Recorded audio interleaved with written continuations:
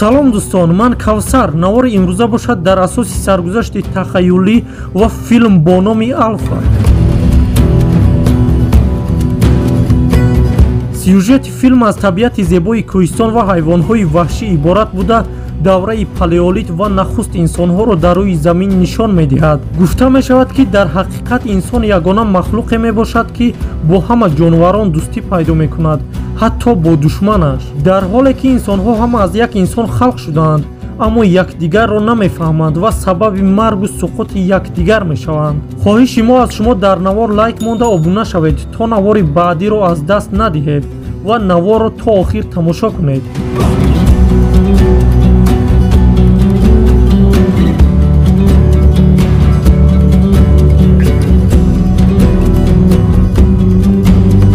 аврупо 20 000 сол пеш, давраи палеолит, замоне ки инсонҳо дар рӯи замин пароканда шуда буданд. гурӯҳи шикорчиён галаи бизонҳоро иҳота карда буданд. сарвари гурӯҳ тао сигнал дод ва ҳама ба бизонҳо ҳуҷум карданд. бо садои баланд дод зада найзачӯбҳоро ба сӯи бизонҳо ҳаво доданд. бизонҳо хатарро эҳсос карда дар ҷустуҷӯи роҳи наҷот ба сӯи ҷарӣ давиданд. бисёри онҳо аз ҷарӣ ба поён афтиданд. қисми аз онҳо тавонистанд гардиш диҳанд ва ба дигар тараф раванд. яктои онҳо ба тарафи писари сардори гурӯҳ кеда давид. кеда мегурехт, аммо бизон ба ӯ наздик шуда ӯро ба фазо ҳаво дод. кеда ба шохи бизон банд монд ки бисёр хатари ваҳшатнок ӯро дар пеш буд. бизон ба сӯи ҷарӣ медавид. тао найзачӯбро ба сӯи бизон ҳаво дод. найзачӯб ба бизон бархӯрд ва кедаро ба сӯи ҷарӣ ҳаво дод.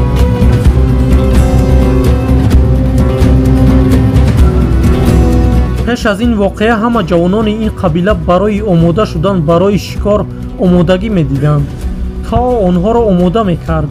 ҷавонон аз сангҳо корд месохтанд. кеда аз уҳдаи он мебаромад. тао ба ҷавонон гуфт ба кеда мубориза баред. кеда ба ҳамаи онҳо ғолиб меомад. падараш мегуфт ман аз фарзандам фахр мекунам ва пас аз ман бояд ту сарвари қабила шавӣ. шаб бо ҳамсараш дар бораи кеда муошират мекарданд. тао ба омода будани фарзандаш боварӣ надошт. ҳар сол ин қабила ба шикори калоне мерафт. имсол бояд кеда қувваи худро нишон медод. модараш хавотир буд аз фарзандаш. мардони қабила бо наздиконашон видо гуфта ба сафар баромаданд. тао ҳамсарашро тасаллӣ медод. мегуфт кеда аз уҳдааш мебарояд. мардони гурӯҳ ба шикор рафтанд. барои шабгузаронӣ ҷое нишаста буданд.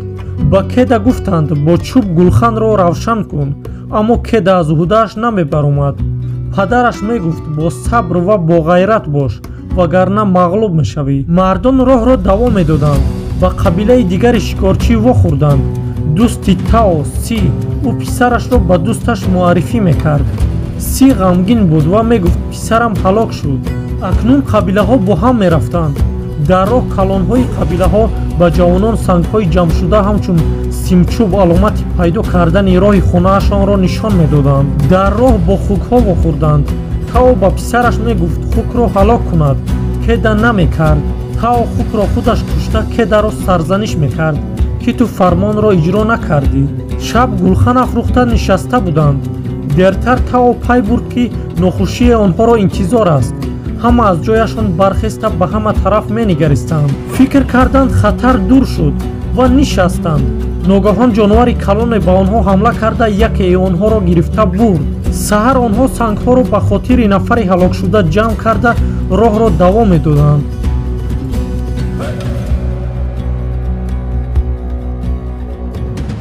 шаб тао дар дасти писараш аломатҳоеро кашид ки метавонад бо ёрии онҳо ва ситораҳо ҳама вақт роҳи хонаашонро пайдо кунад. гурӯҳи шикорчиёнро гургҳо иҳота карда буданд. тао ба писараш сарвари гургҳо алфаро нишон медод. алфа гурӯҳашро хуб роҳбарӣ мекард. тао мегуфт ӯ бо ин мартаба ба дунё наомад. ӯ барои ба ин мартаба расидан кӯшишҳои зиёде кард. саҳар онҳо ба бизонҳо ҳуҷум карданд ва ҳодисае ки дар аввал гуфта гузаштам рух дода буд. падараш ба сӯи ҷарӣ давид. кеда сангеро дошта буд ва ҷонаш дар хатар буд.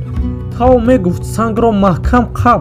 ногаҳон санг канда шуду кеда ба ҷои афтид ки шикорчиён ӯро намедиданд. падараш аз боло садо мезад. аммо кеда намешунавид, аз ҳуш рафта буд. Тао хост ба поён ба ҷустуҷӯи фарзандаш равад, ӯро намемонданд. Мегуфтанд дигар фоидае надорад, мо намехоҳем сардори қабиларо аз даст диҳем. онҳо дар назди наздиконашон қарздор буданд ва зиндагии онҳо аз шикорчиён вобаста буд. Тао бо мушкилӣ марги фарзандашро қабул кард. то бегоҳ садо мекард, аммо ҷавобе набуд. саҳар шикорчиён ба хотири кеда сангҳоро ҷамъ карда ба хона баргаштанд. ба болои ҷасади кеда лошахӯр нишаст. ногаҳон хушбахтона кеда чашмонашро кушод.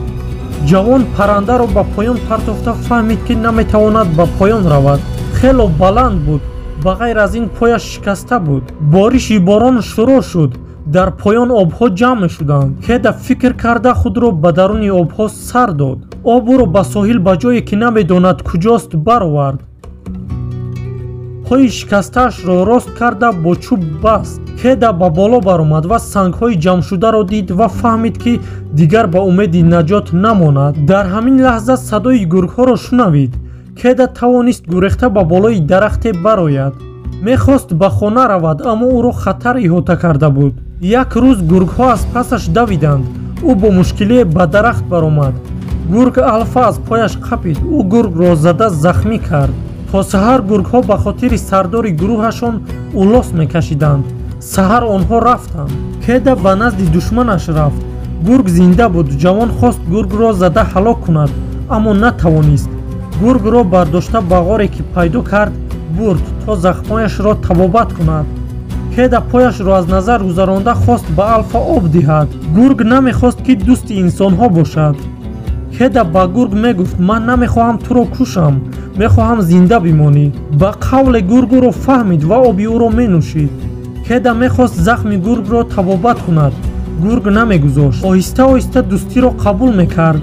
кеда тавонист харгӯшро шикор карда ба ғор биёрад ва мехост гулханро даргиронад. алфа аз фурсат истифода карда мехост харгӯшро бардорад, лек натавонист. кеда роҳи хонаашонро бо ёрии ситораҳо муайян мекард. ба алфа аз наздиконашон мегуфт. кеда мехост зуд ба хонаашон баргардад. гург ҳам ҳамин фикрро дошт. дар рӯзи дигар кеда барои ба сафар баромадан омодагӣ медид. зимистон наздик буд. ӯ бояд ба хона мерафт. алфа ҳам ҳамчунин. кеда гургро зада меронд, аммо гург боз аз пасаш меомад. алфа сайдро дастгир карда ба назди кеда меовард. алфа лаҳзаи тақсимоти гӯштро менигарист.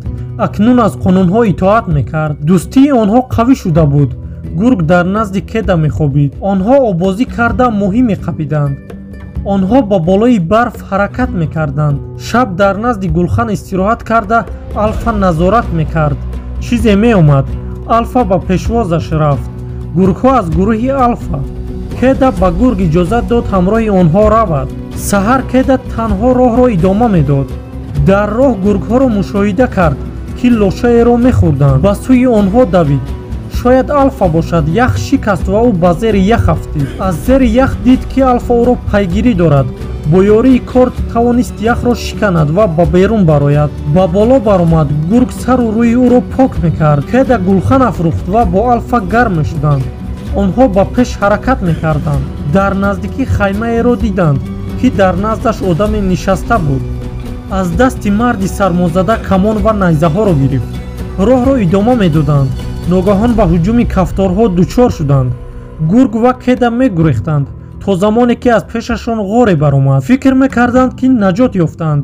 аз паси яхҳо паланге баромада ба кеда ҳуҷум кард. алфа далерона бо паланг мубориза мебурд. дар вақти ҷанги онҳо кеда аз камон паронда палангро кушт. лек алфа захмӣ шуд. кеда гулфан афрӯхта гургро табобат мекард. ҳаво камтар хуб шуд. онҳо ба роҳ баромаданд. онҳо ба назди сангҳои ҷамъшуда нишонаи роҳ расиданд. ба хона наздик шуда буданд, лек қувваашон кам мешуд. гург хело монда шуд, роҳ намерафт. ҷавон гургро бардошта мебурд, лек ӯ ҳам монда шуда буд. кеда ва гург ба замин хобида буданд. кеда ба қалбаш гӯш дода суханҳои падарашро ба ёд меовард. падараш мегуфт: кеда қавӣ аст, аз оне ки мо фикр мекунем. кеда бархест ва роҳро давом дод. дар пеш хонаҳо намоён шуданд. тао фарзандашро дид. ӯ ба чашмонаш бовар надошт. кеда гургро ба замин монда дар наздаш хобид. дасташро ба сӯи падараш дароз кард. ӯ ҳайрон буд ки чӣ хел зинда монд, чӣ хел мумкин аст. модараш ба наздаш омад. ба алфа кӯмак мекарданд. ӯро ба назди табиб бурданд. алфа гургбачаҳоро таваллуд кард. мардум аз ҷонварони муҳофизони нави қабила ва зинда мондани кеда хурсанд буданд. кеда ба нишасти офтоб менигарист ва гургбачаҳо ӯро иҳота карда буданд. акнун бо гургҳо ба шикор мебаромаданд. бо ҳамин филм ба охир мерасад. бисёреҳо саргузашти филмро дурӯғ мепиндоранд ва мегӯянд ин таърих воқеият надорад. филм дар табиати дилрабое ки аз ҷониби филмсозони канада дар боғи дайносар, маконе ки устухони зиёди динозаврҳо пайдо шудааст, ба навор гирифта шудааст. ки медонад шояд чунин саргузашт дар ин макон рух дода бошад. нафароне ки мехоҳанд филмро ба пуррагӣ тамошо кунанд, филм дар телеграм канали ман ҷой дода шудааст. ба силкаи дар описания буда ва ба комментария даромада силкаро зер кунед. шуморо рост ба ин филм мебарад. дар охир нафароне ки мехоҳанд чунин филмҳо бисёр шавад, пас комментария, лайк ва обуна шуданро фаромӯш накунед.